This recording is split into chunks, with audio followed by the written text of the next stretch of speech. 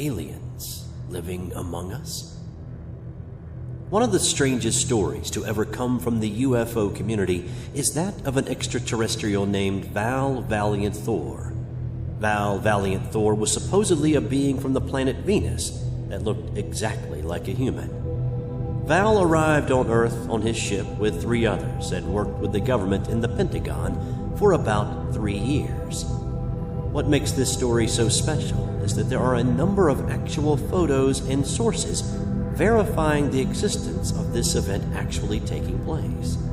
The initial story stems from Frank Strange's book, Stranger at the Pentagon, and is verified by the late whistleblower Phil Schneider, claiming the extraterrestrial Val worked with his father while in the military.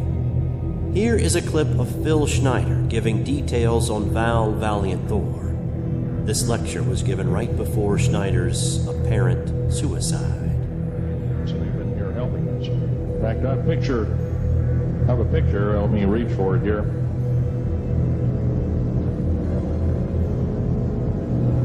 I have a picture of one of the aliens been working for the United States Pentagon for the last 58 years. His name is Val Valiant Thor. He's right here. There's my father in the background. This whole place, the ready room of the USS Eldridge, Al Bielek has probably explained, or maybe even shown you this picture. There's a list of some of the notable people in it. They're all the atomic bomb scientists of the day, regular day. This was in August of 1943.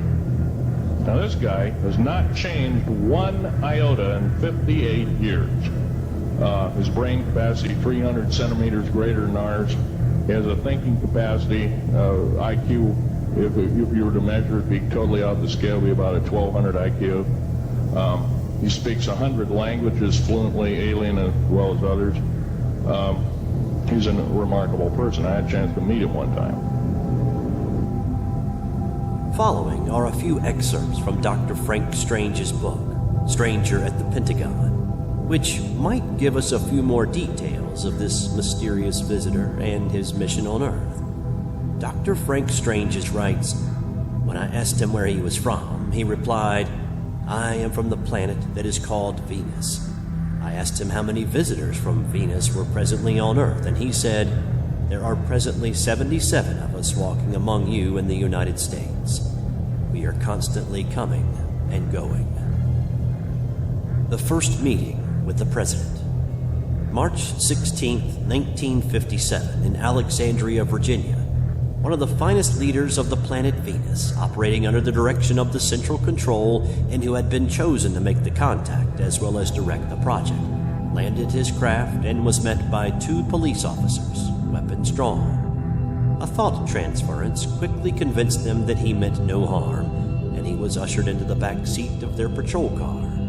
After crossing over into Washington, D.C., they were met by the Secretary of Defense along with 6 of his staff members. Soon police from every conceivable district and agency had joined in, all trying to claim their right to escort him to President Dwight D. Eisenhower. Through his own version of the power of positive thinking, he was able to dismiss them all and soon passed through the security posts, followed by an Air Force captain. Meanwhile, his presence in the area had thrown everyone into a dilemma. The introduction he held from the High Council worried them because, though not written in any earthly language, their minds were given power to properly translate the inscribed message. Captain Gould, not his real name, asked him to remain, and after downing 2 plain bourbons, muttered, "My God, why couldn't this have happened on my day off?" Suddenly, the door opened and 6 armed guards led Val to what appeared to be an elevator. It went rapidly to the bottommost level. Maximum security was in place. After transferring to an underground train, they sped toward the White House. 6 officials, 6 armed guards, and 3 Secret Servicemen escorted him into the office of President Eisenhower. From behind the desk, the president rose while the Secret Servicemen remained nervous and uneasy. As he extended his hand to shake that of the president, the Secret Servicemen drew their revolvers and pointed them at Val. Following the nod of the president, they reluctantly lowered their guns. Standing in front of his desk, the president said, "Of course, you know we have suspended all rules of protocol. I have a good feeling towards you. Please, sir, what is your name? And where do you come from? I come from the planet your Bible calls the morning and the evening star. Venus. Yes, sir. Can you prove this? The president asked. What do you constitute as proof? The president quickly retorted, I don't know. Will you come with me to my ship? The president answered with a quizzical look and said, My friend, I cannot come and go as I please. There are others to be considered. There are committees to be consulted and security measures to be adhered to. Please spend some time with us here. Let's get better acquainted, learn more about one another, and perhaps soon, real soon, well, we shall see. Richard Nixon. At that moment, another gentleman rushed into the room. It turned out to be Vice President Richard Nixon. He appeared to Val to be very sharp, quick-witted, with fixed eyes and an amazing aptitude towards speed and proficiency. My name is Valiant, he said as the Vice President thrust his hand without hesitation. You have certainly caused a stir for an out-of-towner. The Vice President smiled as he continued, Of course, we are not totally convinced of anything just yet, but suffice it to say we are checking and double-checking everything you say and do. When Sergeant Young from Alexandria radioed in and stated that you had just landed in a flying saucer, we thought, he continued, Sergeant Young had flipped. Say, were you in on that UFO flap over Washington? You certainly had us all in a dither, if you were. After assuring them that this planet had been under close scrutiny for hundreds of years before the 1945 bomb blast, and with his special letter still in the slightly quivering hand of the president, he was requested to follow the Secret Service back the way they had come, to the Pentagon and into a beautifully furnished apartment where he would spend the next 3 years. Fortunately, he was prepared for such a lengthy visit and kept in constant communication with the starship. There were many occasions during which he teleported himself in and out of those quarters, often exercising trans-imagery to cause the security guards to visualize his face on a non-existent badge.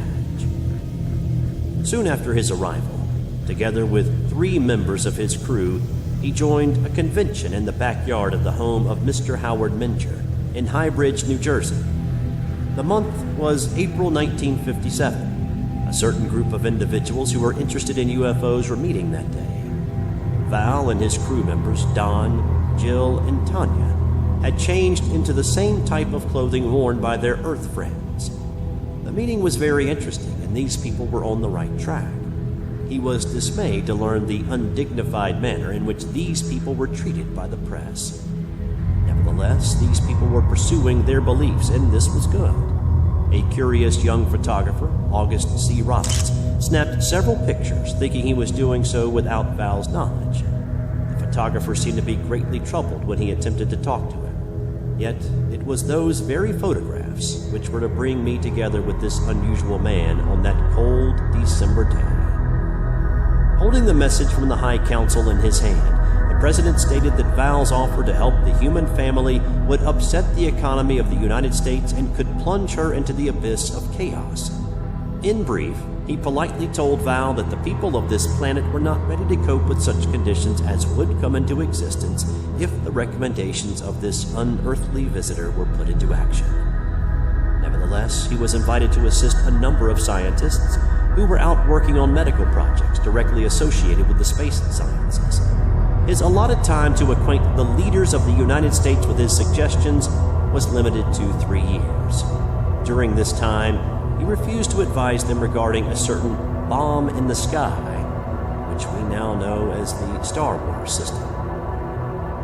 In his apartment, provided by the Pentagon, he was able to maintain communications with his ship and was kept informed of the growing world tensions.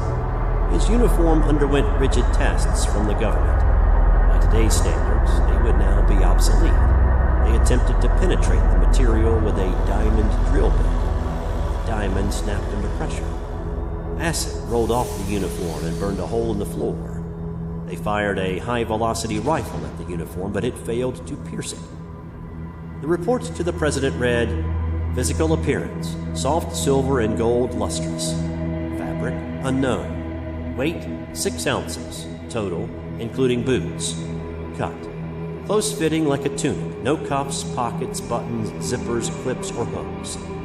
RXT2 tests. Indestructible. Finally, a bright-eyed colonel escorted him to a place where the final test would be performed. Val looked at the laser instrument amusingly. Upon command, the laser aimed a fine line of intense light amplification by stimulated emission of radiation.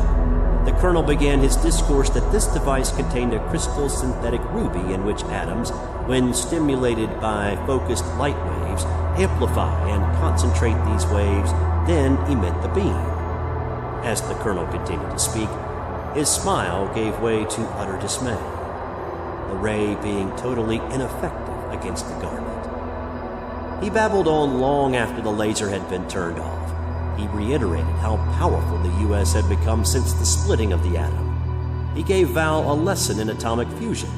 He went on to state that when a chain reaction of nuclear fission is set off by a neutron bombardment in the atoms, or a charge of plutonium or uranium isotope with an atomic weight of 235, U-235, an immense quantity of energy is suddenly released.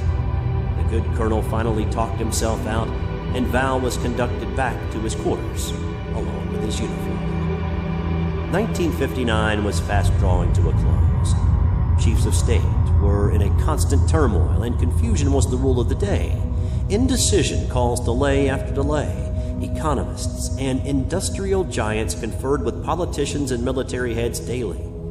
The government leaders could not reconcile Val's being in a position to force their hand if he so desired.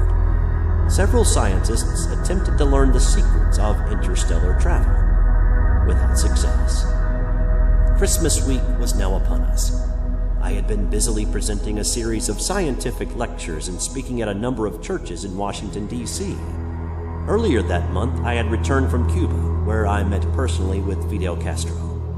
Unbeknownst to me, Val, working with Nancy Warren, formulated a plan whereby I would be contacted. Many Earth people live one life openly, while in their hearts and minds they live quite another. Double-mindedness seemed to be a way of life in the Pentagon building that served as the busy nerve center of our nation. Val once remarked to me that he had never witnessed in one central location such concentrated confusion. Nancy attended the lecture/service which I conducted at the National Evangelistic Center, pastored by Dr. John Mears in Washington, D.C. Following the conclusion of my talk, she approached the platform and asked to speak to me. Strangely enough, the photographer in New Jersey had given Val's photographs to me, and I had been displaying them at my lectures ever since. I had no personal knowledge of them, other than what I had been told by the photographer. When she was unable to grab my attention while I was signing copies of my book, Saucerama, she showed her Pentagon ID, and that got my attention quickly, to say the least. We borrowed the pastor's study, and she asked me if I would like to meet the man in the photographs personally. Of course, I answered her with a resounding yes. She then asked if I could follow instructions to the letter, to which I replied that I could, and she told me to meet her at the curb in front of my hotel at 8 a.m. the next morning. Nancy arrived precisely on time, and thus began the journey which at times would seem unreal, but which later would prove beyond doubt that there is truly life in God's universe. Those of you familiar with the Pentagon know that the normal traffic flow approaching it is to the right. We drove to the left. I knew then that something strange was going on. We had to stand in line to pass by a security guard. First one, then a second. Visualized an identification badge on my lapel. Something was making him see this. This utterly amazed me, and I felt that at any moment I would be picked up, handcuffed, and thrown into some jail somewhere. This, of course, was only my imagination and anticipation of what was about to take place. Nancy left me standing in front of a door which contained no markings. As the door opened, I walked in and stood on the threshold. My stocky form shifted from one foot to the other as I cleared my throat. The 3 men in the room were completely unaware of my presence and ignored me. I was puzzled, to say the least. Later, I would find out that Val had clouded their minds and rendered them oblivious to the entire session. They continued with their work. In walked a man, about 6 feet tall, perhaps 185 pounds, brown, wavy hair, brown eyes. His complexion appeared normal and slightly tanned. As I approached him and he looked at me, it was as though he looked straight through me. With a warm smile and extending his hand, he greeted me by name. "Hello, Frank. How are you?" His genuineness astonished me, but quickly I understood. As I gripped his hand, I was somewhat surprised to feel the soft texture of his skin, like that of a baby's butt, with the strength of a man that silently testified to his power and intensity. His voice was very strong and mellow. It was filled with purpose and character. I again looked around the room to see whether the other men would say or do anything. They were still working, as if I weren't there. I noticed that he was wearing the same type of clothing as I.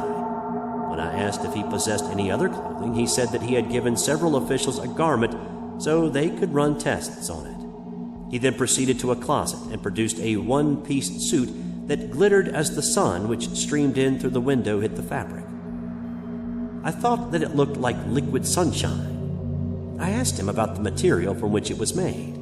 He answered, "It is made of a material not of this earth." The general appearance of the suit was all but one piece, even down to the boots. It contained no buttons, zippers, or snaps. I asked him how it held together. He demonstrated by holding the front together and passing his hand over it as if to smooth it out. I could not even locate the opening. It was held together by an invisible force. He told me that his purpose in coming was to help mankind return to love. He spoke in positive terms, always with a smile on his face. He said that man was further away from love, which is God, more than ever before, but there was still a good chance if man looks in the right place. He told me he had been here nearly 3 years and would depart in just a few months. Claiming that he would not use force to speak with men in authority in America, he was happy to consult with them at their invitation. He further stated that thus far only a few men in Washington knew of his existence in the Pentagon, and few leaders had availed themselves of his advice during these past 3 years. He felt there was still so much to do, and yet his time of departure was getting near. When I asked him where he was from, he replied, "I am from the planet that is called Venus." I asked him how many visitors from Venus were presently on Earth, and he said, "There are presently 77 of us walking among you in the United States. We are constantly coming and going." During the next 30 minutes, he told me things about myself that even I did not know. Later, I was able to verify them with my parents and grandparents. He gave me information regarding the gravitational pull of Venus in comparison to Earth. I was informed that the abdominal muscles hold flesh firm against the mild gravitational pull, which is 3/20ths less than that of Earth. He gave me information which would be revealed to others over a period of years. Life on other planets and a plan for Earth? His reply was, "There is life on many other planets of which people on Earth know nothing. There are more solar systems for which man has not even given the Creator credit for." I left that meeting astounded, greatly encouraged, and yet with a heavy heart, not knowing what the future would hold. I began to wonder who would believe me if I ever told of this strange encounter with a man from another planet. I first considered not repeating this extraordinary story, but the more I thought about it, the more I prayed about it, the more I felt that it would bring a great blessing to those who would hear and read it. This interplanetary traveler possessed a wealth of knowledge, not only about science, but also about me. He stated that my book, Saucerama, could not have been written without heavenly guidance. Val's instructions were to leave Washington, D.C. no later than March 16, 1960. That meant that there were less than 3 months during which he could confer with scientists, politicians, military men, and the like. All missed his point entirely. They were all filled with self-ambition and cared little for the pressing needs of mankind. His efforts to bring about an end to the sickness and disease that plagued this planet were met with pathetic refusal. He was told over and over that his presence and his ideas were a threat to the political and economic structure. Certain religious leaders were also fearful of losing a grip on the people in the event that his presence was admitted on an official level.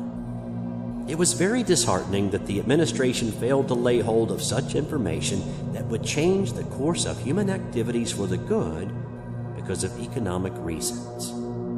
Security regulations were very tight, but despite the fact that they knew he would come and go as he pleased, they delighted in playing their game. Val had vowed not to use force, and so another course of action would be necessary if the information which he had to relate were to be disseminated. This is the reason why he contacted men of honorable character and strength around the world. Many are presently working in close contact with Val and other members of his crew. His last meeting with the president did not reap any lasting results. He wanted to let the world know of Val's proposed plan, but the Secretary of Defense, the head of the Central Intelligence Agency, and the military chiefs of staff were opposed to his suggestion. The president attempted to effect a joint meeting before the General Assembly of the United Nations, but this plan too was rejected. He was informed that the UN would receive a special press release in the form of a memorandum to the Secretary General no later than February 7, 1966. These leaders of the U.S. government argued long into the night, fearing that if the people of this nation learned of the plan Val was offering, they might choose to follow him instead of them. When a man feels that his personal peace and tranquility may be threatened, the human reaction is always that of swift self-preservation. At one point, the vice president insisted that the pressure boys allow the president to make the choice. He was vetoed without even a chance to complete his statements. World conditions were not growing any better. Much international pressure was being brought to bear upon the administration. They fought diligently and enforced rigid regulations with stiff penalties for revealing Val's presence. Even a major newscaster who inadvertently learned of his visit through one of his paid informants was silenced by none other than the Central Intelligence Agency, which has consistently disclaimed all knowledge concerning UFOs. Meanwhile, they maintained secret files that could actually prove the existence of intelligent life in the universe beyond all doubt. The morning of March 15, 1960, saw Val meeting with Nancy Warren, who would continue to work inside the Pentagon and be one of his contacts in the Washington, D.C. area. She would continue communication with others who would become part of his Earth contacts. There are still to this day many adversaries to human freedom. These parasites have embedded themselves in all phases of human society and will never be exposed except by extraterrestrial intervention. There are confused individuals who have perfected a saucer-type aircraft. Some of these are the result of an attempt by some to institute a master race. Remnants of this group still exist. These craft which they designed are still seen from time to time in areas of South America, where some of those involved in the original plans still reside. These should not be confused with the spacecraft originating from other worlds or those coming from the interior of this planet. Nor should the occupants of craft originating from other worlds be confused with those evil messengers who do not originate from Earth but were cast into it after the first war ever recorded. They are in league with earthly low-grades who have condemned themselves because of their own choices. On March 16th, Val dematerialized and departed from this phase of his earthly mission. His next stop was the outskirts of Alexandria, Virginia, where his ship and his crew awaited his arrival, hidden by a wooded area. It was no problem for him to reassemble the atoms of his body inside his ship. As his craft rose slowly, a number of people stopped and pointed excitedly in his direction. Others stood motionless, transfixed by the sight which they beheld. He felt such a tremendous feeling of love for all of them. There was no panic in them, just curiosity and a strong desire to know more. Then, as the U.S. Air Force jets were scrambled, and with the force field now in full use, the planes darted past the ship, unable to see them now. Even ground radar lost them on their equipment. Confusion once again reigned. On the way back to Victor 1, he meditated on his home planet. The low, heavy, colorful clouds, the even temperatures, the perfectly diffused sunlight that made shadows almost non-existent, the lushness of the rich green grass surrounding his home. He was informed of several Earth people with whom he would maintain contact for a long time into the future. Strangely enough, those who knew of his presence, yet who claimed disbelief, were those who feared the most. Others figured they should have been the ones contacted, and not those who were. Upon returning to his home planet, he advised the Council of Central Control of the results of his Earth visit, including the failure of the leaders of the United States to take him up on his offer of advice and assistance to the human family. He was given the following instructions: to mingle with and become as Earth people, to work and labor in Earth enterprises, to help those who encounter possible threat or danger while striving for world peace, to give them advice and guidance, to entrust with superior knowledge those who have proven themselves, divulge the essence of their mission to the collective national leaders of Earth only when the time is right. As of this writing, he continues with this mission, at the same time assisting in preventing our civilization from being the cause of orbital chaos by the destruction of our planet.